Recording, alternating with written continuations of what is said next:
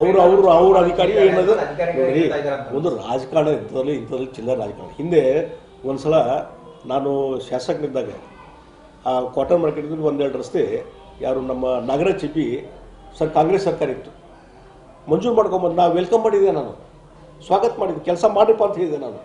ಆಮೇಲೆ ಹಿಂದೆ ನಾನು ಬಸವರಾಜ ಬೊಮ್ಮಾಯಿ ನಾನು ವಿರುದ್ಧ ಸೋತಿದ್ರು 94ರಲ್ಲಿ. ಜನತಾದಳ ಅವ್ರದ್ದೇ ಸರ್ಕಾರ ಬಂತು, ಅವ್ರೇನೂ ಇರಲಿಲ್ಲ. ಆದರೂ ಅವರು ಹೋಗಿ ಒಂದಿಷ್ಟು ಕೆಲಸ ಮಂಜೂರು ಮಾಡಿಸ್ಕೊಂಬಂದ್ರು. ಅಲ್ಲಿ ಬ್ಯಾಟಿ ಕುಸುಗಲ್ ಕಡೆ ಒಂದು ಸ್ಕೂಲು, ಒಂದಿಷ್ಟು ರಸ್ತೆ. ನಾನೇ ಹೋಗಿ ಭೂಮಿ ಪೂಜೆ ಅವ್ರು ಕರ್ಕೊಂಡು ಹೋಗಿ ಭೂಮಿ ಪೂಜೆ ಮಾಡಿದೆ.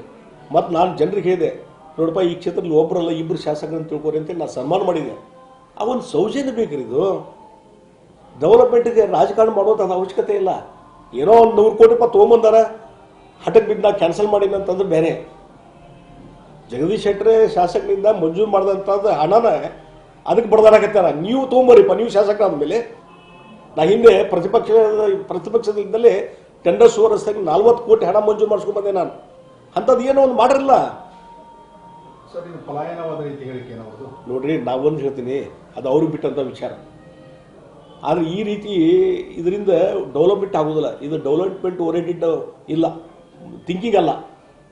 ಕುಂತು ಮಾತಾಡಿ ಬಗೆಹರಿಸುವಂಥದ್ದು. ಇದನ್ನು ಈ ರೀತಿ ಪಬ್ಲಿಸಿಟಿ ಮಾಡಿದ್ರು ಏನೂ ಆಗೋದಿಲ್ಲ, ಕೊನೆಗೆ ತೊಂದರೆ ಆಗೋದು ಜನರಿಗೆ. ಮಾಡಿರಪ್ಪ ಯಾರು ಅಲ್ಲಿ ನಾನೇ ಹೇಳ್ತೀನಿ ರೀ. ನನ್ನ ಕಡೆ ಏನು ಬಂದಾವು ಡೆಲಿಗೇಷನ್ಸ್ ಜನರು ಬಂದಿದ್ದು, ನಾನು ಕೆಲಸ ಕೊಟ್ಟಿದ್ದೆ. ನಾನು ಇಂಥವು ಕೆಲಸ ಕೊಡ್ರಿ ಅಂತೇಳಿ ಕೊಟ್ಟಿದ್ದೆ. ನಾನು 30 ಕೋಟಿ ಇಂಥವು ಕೆಲಸ ಬಂದಾವ, ಪ್ರಯಾರಿಟಿ ಮೇಲೆ ಕೊಡ್ಬೇಕಂತ ಹೇಳಿ ನಾನು ಸತೀಶ್ ಜಾರಕಿಹೊಳಿ ಪತ್ರ ಬರ್ತೀನಿ. ನಾನೇ ಹೇಳ್ತಿರಲಿಲ್ಲ, ಅವ್ನು ಪಬ್ಲಿಷ್ ಮಾಡಲಿ, ಭಾಳ ಚಲೋ ಆಕತಿ. ಜಗದೀಶ್ ಶೆಟ್ಟರ್ ಇಷ್ಟು ಕೆಲಸ ತೊಗೊಂಬರ್ತಾರೆ ಅಂತ ಜನರಿಗೆ ಗೊತ್ತಾಗ್ತದೆ. ಹಿಂದೆ ಜಗದೀಶ್ ಶೆಟ್ಟರ್ ಇಷ್ಟು ಮಂಜೂರು ಮಾಡಿದ್ರು, ಈಗ ಜಗದೀಶ್ ಶೆಟ್ಟರೆ ಇಂಥ ಹೊಸ ಕೆಲಸಗಳನ್ನು ತೊಗೊಂಬರ್ತಿದಾರೆ ಕ್ಷೇತ್ರಕ್ಕೆ ಅಂತೇಳಿ ಜನರಿಗೆ ಇಂಟ್ರೊಡಕ್ಷನ್ ಮಾಡ್ದಂಗೆ ಆಗತ್ತಿ. ಭಾಳ ಚಲೋ ಅವ್ರು ಪಬ್ಲಿಷ್ ಮಾಡಿಬಿಡ್ಲಿ, ಭಾಳ ಚಲೋ ಆಗತ್ತಿ. ಯಾರು ಬೇಡ ಅಂತಾರೆ.